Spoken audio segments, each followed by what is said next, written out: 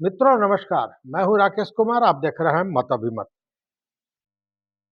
एक कहावत है, मुंडे मुंडे मत्ती भिन्ना। जितना सर होगा उतना दिमाग होगा, उतनी सोच होगी, उतना ही विचार आएगा।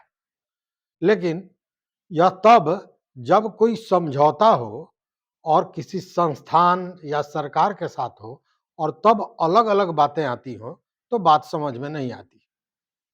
जी हाँ, मैं बात कर रहा हूं नियोजित शिक्षकों का जो आंदोलन है उसको लेकर। देखिए, इसको लेकर नियोजित शिक्षकों ने 10 तारीख को मशाल जुलूस निकाला था। 13 तारीख से उनका आंदोलन शुरू हुआ पटना में। पटना में विधानसभा मार्च शुरू की गई, जिसमें हजारों हजार की संख्या में शिक्षक उपस्थित हुए और उन्होंने अपनी चट्टानी एकता को दिखाया। सरकार की आंखें खुली।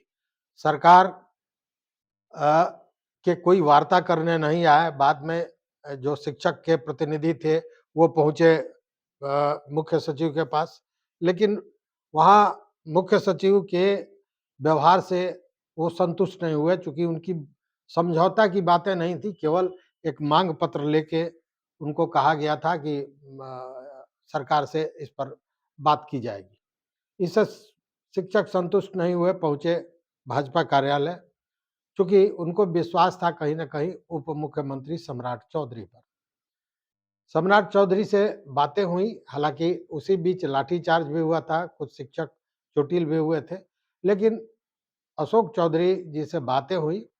शिक्षक प्रतिनिधि नेक्स्ट डे पहुँचते हैं, उनसे बातें होती हैं और डेढ़ 2 घंटे की बातों के बाद उन्होंने कहा कि आपकी सारी समस्याओं को हमने समझ लिया है, अब हम शिक्षा मंत्री और जो मुख्यमंत्री हैं नीतीश कुमार, उनसे मैं वार्ता करके और 2 दिन का समय दीजिए, 2 दिन में सारे मामले का निपटारा हो जाएगा और आपकी समस्याओं का समाधान का रास्ता निकाल लिया जाएगा। ये बातें हुई।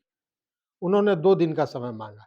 कहा कि उसके बाद मुझे दिल्ली जाना है और फिर बाहर जाना है, इसलिए मैं मामले को लटकाऊँगा नहीं, 2 दिन के अंदर में मामला क्लियर हो जाएगा। अब देखिए, उसी दिन शिक्षा मंत्री विजय कुमार चौधरी जो है, वो आते हैं मीडिया के सामने और शिक्षकों की समस्याओं पर सरकार या उन्होंने जो सोचा है, उसका उन्होंने खुलासा किया।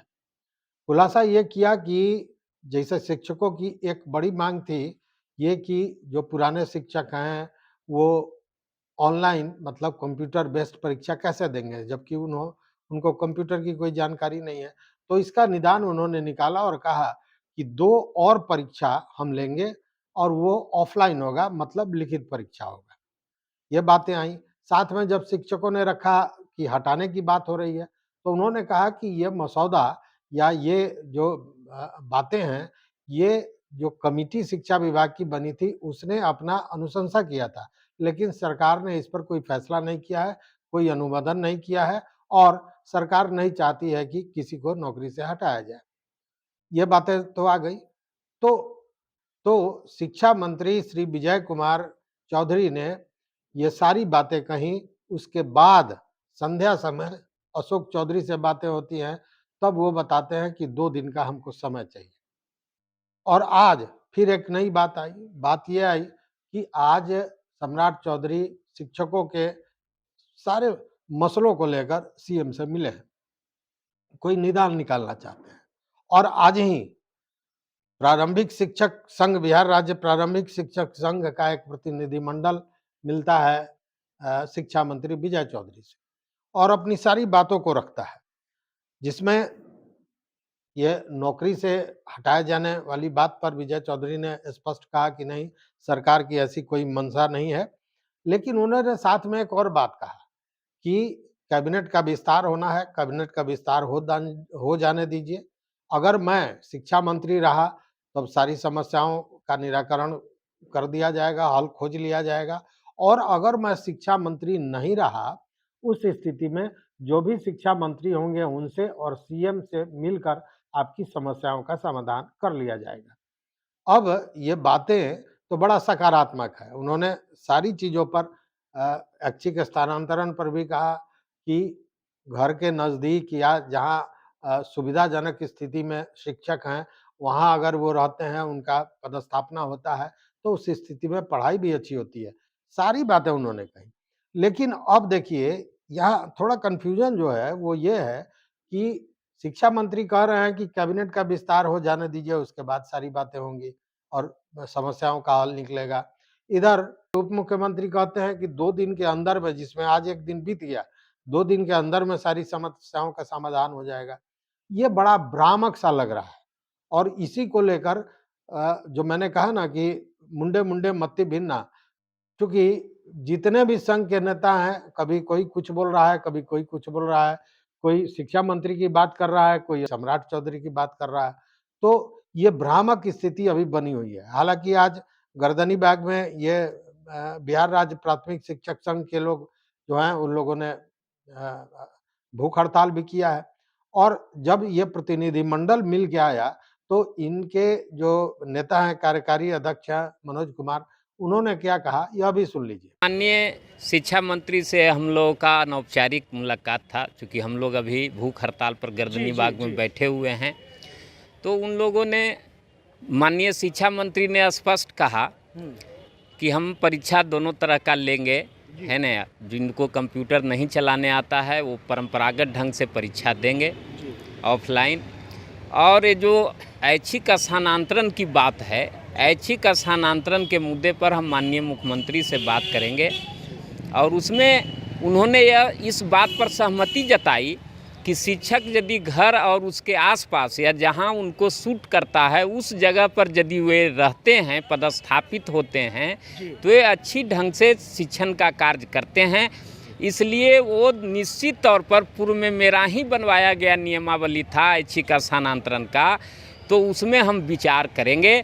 और बाकी मांगों पर उन्होंने सहानुभूति दर्शाते हुए यह कहा कि मंत्रिमंडल का विस्तार होने दीजिए, है न, उसके बाद हम यदि शिक्षा मिला तो, और नहीं तो दूसरे विभाग के भी मंत्री रहेंगे तो आप लोगों की पैरवी माननीय मुख्यमंत्री के पास करेंगे। आज अनौपचारिक मुलाकात हुई, इसमें हम के विधायक माननीय डॉक्टर अनिल कुमार और अखिल भारतीय शैक्षिक संघ के अध्यक्ष श्री सुधीर शर्मा भी हम लोगों के साथ थे, और साथ ही साथ अखिल भारतीय शैक्षिक संघ जो देश का सबसे पुराना ऑर्गेनाइजेशन है, वह भी बिहार के शिक्षकों के समस्याओं के प्रति जो है जागरूक। देखिए, सक्षमता परीक्षा में है कि जो लोग शामिल नहीं होंगे वो जैसे पूर्ववत हैं वैसे बने रहेंगे, उनकी नौकरी बची रहेगी, ऐसा इशारा था माननीय शिक्षा मंत्री का। उनका कहना था कि कमेटी ने रिपोर्ट भले आनन फानन में दिया है लेकिन सरकार उसको मानी नहीं है। और उन्होंने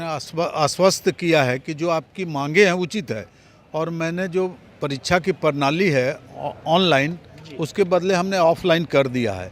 और जैसे सुविधा होगी जिन शिक्षकों को, वैसे ऐसे कि कंप्यूटर नहीं जानते हैं तो वो कैसे देंगे, तो उनको ऑफलाइन परीक्षा देने के लिए उन्होंने कहा है। और जो परीक्षा नहीं देंगे या उसमें अनुत्तीर्ण हो जाएंगे, उनके लिए भी व्यवस्था है, उन्होंने आश्वस्त किया है। और 3 विकल्प के संबंध में उन्होंने कहा, और हम लोगों ने कहा कि भाई क्या नाम है, विकलांग, महिला, इन लोगों को बहुत ही, उन्होंने कहा कि नहीं, प्रखंड पर अगर मांगते हैं, प्रखंड में भी, तो उनको दिया जाना चाहिए, इससे अच्छी शिक्षा होगी। लेकिन ये लोग अभी विस्तार हो जाने दिए मंत्रिमंडल का उसमें, और अगर मैं शिक्षा मंत्री रहा तो इस पर मैं तुरंत कार्रवाई करूंगा, और नहीं होगा तो मैं मुख्यमंत्री स्तर से और अपने स्तर से भी माननीय जो शिक्षा मंत्री होंगे उनके सामने इन समस्याओं के निपटारा के लिए बात। तो सुना आपने, ये कह रहे हैं कि कैबिनेट विस्तार के बाद सारी चीजें होंगी, जैसा शिक्षा मंत्री महोदय ने बताया। और कल तक आप सुन रहे थे कि जो शिक्षक सम्राट चौधरी से मिलकर आए थे, उन्होंने कहा कि मात्र 2 दिन का समय मांगा गया है। तो ये भ्रम की स्थिति चल रही है, क्योंकि मैंने पहले भी कहा था कि अगर समझौते की बात है और समस्याओं को सुनने की बात है, तो ये भाजपा कार्यालय है, उसके लिए मुफीद जगह नहीं था। ऐसे जगह करना चाहिए था जहाँ पे शिक्षा विभाग के पदाधिकारी होते, मंत्री होते और सारे लोग होते, और उसी टेबल पर बैठकर ये समझौता हो जाता। लेकिन अभी स्थितियाँ भ्रामक बनी हुई हैं, देखते हैं आगे क्या होता है। ऐसे हाईकोर्ट में जो मामला है उसको लेकर जो हाईकोर्ट के एडवोकेट हैं अरुण कुशवाहा, उनका ये कहना है कि किसी भी स्थिति में जो नियम है, जो संविधान है, जो नियमावली है नियोजित शिक्षकों का, उसके अनुसार किसी भी स्थिति में शिक्षकों को हटाया नहीं जा सकता है। तो ये एक एक अच्छी खबर है, चूँकि वो संविधान और कानून के जानकार हैं, उनका यही कहना है कि किसी भी स्थिति में उनको नहीं हटाया जा सकता है, कानून इसकी इजाज़त नहीं देता है। तो देखते हैं कि आगे क्या होता है। सम्राट चौधरी के वक्तव्य के अनुसार कल ये इन बातों का निर्णय हो जाना है और इधर शिक्षा मंत्री ने कहा कि कैबिनेट विस्तार के बाद होगा। देखते हैं क्या होता है, आप भी देखते रहिए मत अभिमत। चैनल पर नए हो तो निश्चित रूप से सब्सक्राइब कीजिए, लाइक कीजिए, दोस्तों के साथ शेयर कीजिए और अपना मत, अपना एडवाइस ज़रूर दीजिए। बहुत-बहुत नमस्कार, प्रणाम।